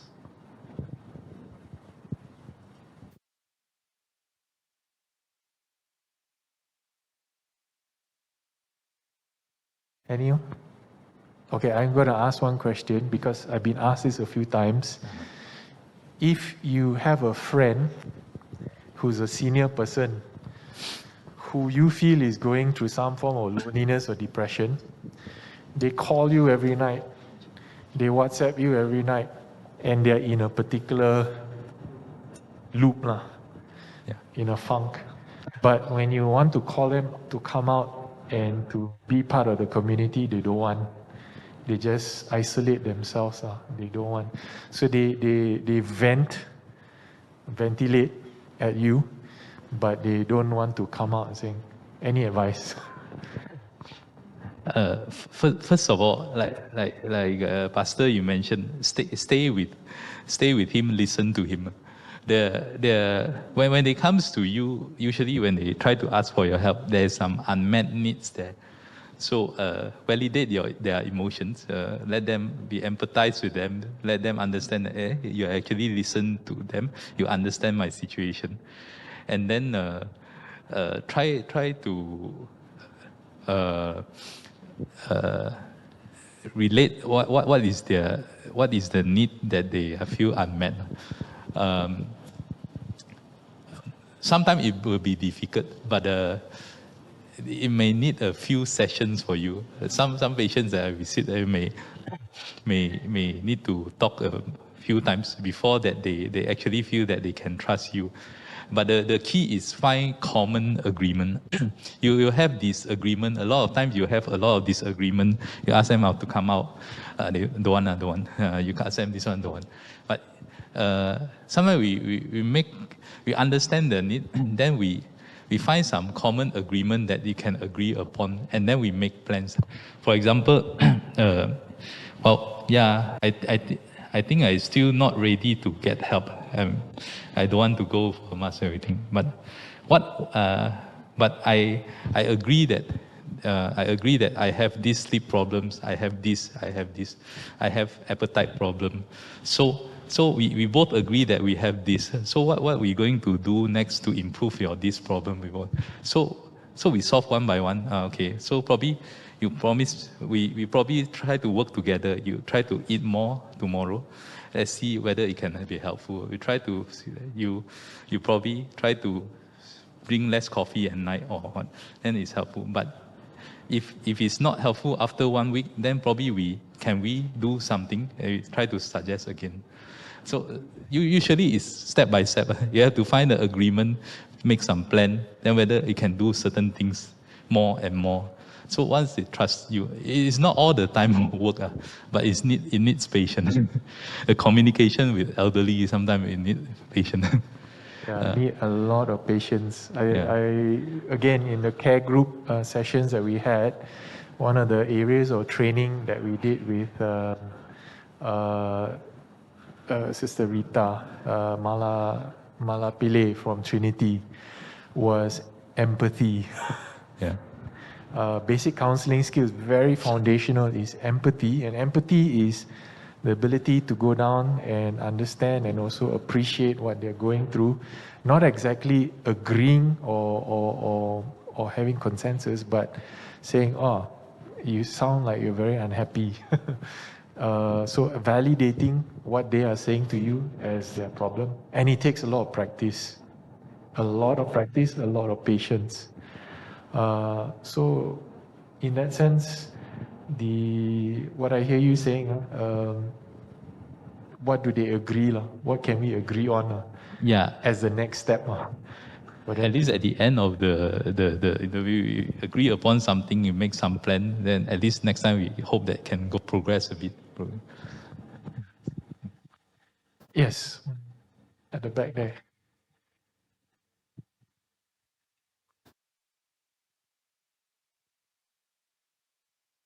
If you have somebody who is suffering from depression, can I hear? Can you hear? Yeah. If you have somebody who is suffering from depression, whom do you bring her or him to? A psychologist or a psychiatrist? You can bring to one of them. Then if they think that they can manage, they will manage. If cannot, then they will refer to another. No, if since it's relevant to the topic today, if it's older person with depression with a lot of biological symptoms, usually psychiatrists will be helpful. But if it's grief-related, adversity, have some depressed emotion, adjustment, you can bring to any counselor or psychologist, no problem. And with some therapy, supportive psychotherapy, CBT, or it may be helpful over the time. Yeah, you can bring to both. There's no, both also okay. Why? Any reason that you ask this question? You felt that you bring to the wrong one, is it? You feel that you bring to.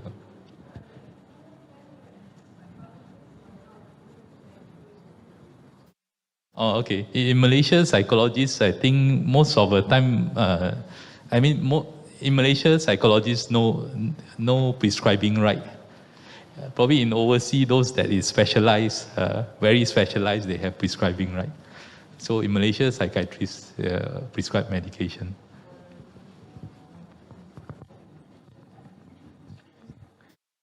Dr. Lau, one question was asked. Do you know of any place where there is like a daycare? Oh, okay. Or senior daycare. The question was posed like some working families, the children need to go to work, and the elderly parent is left alone and Okay. very afraid. So are there places that we can send to? Yeah. Nowadays, I think there are a lot of respite care. Like you see, if you not sending to, there are people that come to your house, like homage. You're not sure you aware of that one, paying one. Yeah. Or most of the time it's paid one. If so far I'm not aware. Some nursing home they do day care as well, but not so many. I'm not sure. My hospital, I have a elder, the Bagan, but it's in Butterworth. Bagan Elder Care Center. They do day care. It's also paying one. Run by a gerontologist, older Dr. Cecilia. So that one also they have activities, stimulation activities. And another one I heard, I'm not sure still active, is Penang Care, Penang Home or Penang Care. That is for like a day care, right? Yeah. I think some of you have heard about that. Yeah, there's a day center for respite care or for temporary care. Yeah. Any comment on Penang Care? I was under the impression that we have already wound down that service for daycare. Yeah, I'm not sure still active.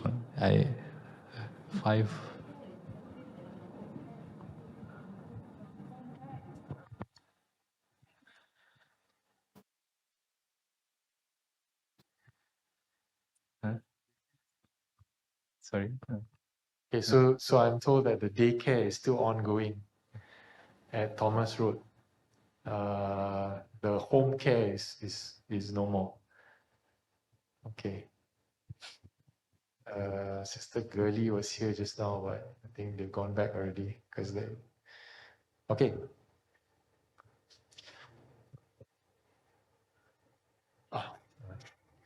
Okay. Any other questions? I think there was one question just now which I think Dr. Lau had already answered. He's with Bagan Jemaah. Bagan Specialist Center is a hospital. Yeah. I'm sure you feel very at home, right? Bagan Specialist Center. I know some of our churches in the Klang Valley actually set up this kind of support systems where they do daycare. Groups of people come to the church, they do certain activities together, and then after that they get sent home. So it's something that the church, Trinity and Wesley, and maybe some of our churches may want to do together. This is, we call that under the category of elder care. It's not exactly a home, but it's activities that we do so that people can continue to get some care and support. And then they have facilities like they check security and safety of the place so that it's elder friendly. Okay. I think it's 12:30, so we want to end here. Would you put your hands together to thank Dr. Lau? Thank you, Dr. Lau. Thank you also for being here, and please leave your contact with I Ching if you haven't already. There have been some requests for the slides to be made available. We will send it out to those on our who gave their contact numbers or who request for it. And we'll send it out as a PDF if you like that. Okay, let me close in a short prayer, and we can depart from here. Let's pray. Lord, thank you for your love. Thank you for your kindness. Thank you that you gather us together as a community that love and care for each other. And we appreciate, Lord, the seniors and the elders in our community, and would love to address this issue of aging together, Lord. May we age gracefully in your love and your peace, and grant us, Lord, dignity in the way we conduct ourselves, that we would honor you each and every day. We give you thanks and bless you, Lord, for each other. Bless each and every home and family represented here, Lord. We ask this in Jesus' name. Amen. God bless you. See you all.